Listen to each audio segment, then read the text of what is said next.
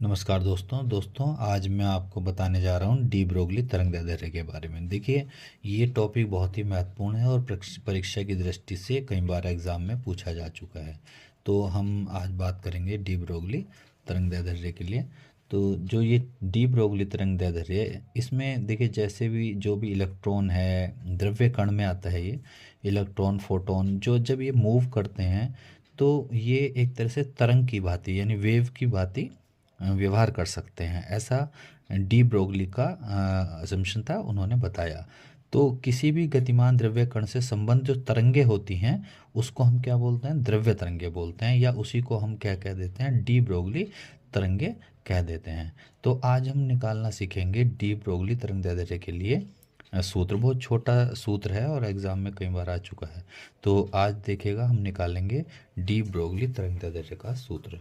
तो सबसे पहले हम यहाँ आपको पता है कि जो फोटोन की ऊर्जा होती है, फोटॉन की ऊर्जा, तो फोटोन की ऊर्जा जो हम व्यक्त करते हैं वो E = H से करते हैं, है ना। जहाँ पर H क्या है, हम जानते हैं कि H क्या है हमारा। H होता है हमारा प्लांक नियतांक, और जो हमारा म्यू है वो है प्रकाश की आवृत्ति।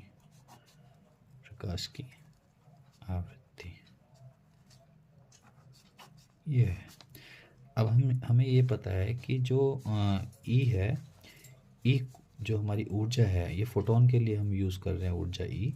तो ई हमारा, इसको मान लेते हैं क्वेश्चन में फर्स्ट, और ई = होता है हमारा जो फोटोन का जो हम द्रव्यमान अगर m मान लें और जो चाल है उसको c मान लें, तो जो हमारा आइंस्टीन का जो सापेक्षता का सिद्धांत है वो कहता है कि जो फोटोन की ऊर्जा है, यानी फोटोन की जो ऊर्जा है, फोटोन की ऊर्जा = क्या होती है? mc², जहाँ m हम कह सकते हैं, m क्या है? फोटोन का गतिज द्रव्यमान, फोटोन का गतिज द्रव्यमान, और c क्या है हमारे पास यहाँ पर? प्रकाश की चाल। तो इसको आप मान लीजिएगा समीकरण नंबर। तो अब देखिए, ये E की वैल्यू h म्यू है और यहाँ mc², तो दोनों को इक्वेट कर दीजिएगा, यानी इक्वेशन फर्स्ट और सेकंड दोनों हो गए हमारे इक्वल, यानी इक्वेशन फर्स्ट व इक्वेशन सेकंड से। तो हमारा हो जाएगा ये h μ = mc²।